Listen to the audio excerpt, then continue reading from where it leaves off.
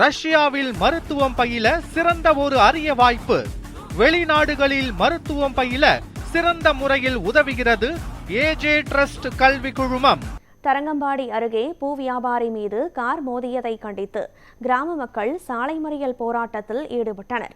மயிலாடுதுறை மாவட்டம் தரங்கம்பாடி அருகே பஞ்சாக்கை கிராமத்தில் புதிதாக அமைக்கப்பட்டு வரும் 4 வழிச்சாலையை கடக்க முயன்ற பூ வியாபாரி மீது கார் மோதி விபத்து ஏற்பட்டது. இதில் படுகாயமடைந்த அவர் மருத்துவமனையில் அனுமதிக்கப்பட்டார். அப்பகுதியில் அடிக்கடி விபத்துகள் நடைபெறுவதாக குற்றம் சாட்டிய கிராம மக்கள் சுரங்கப்பாதை அமைக்க வலியுறுத்தி சாலை மறியல் போராட்டத்தில் ஈடுபட்டனர்.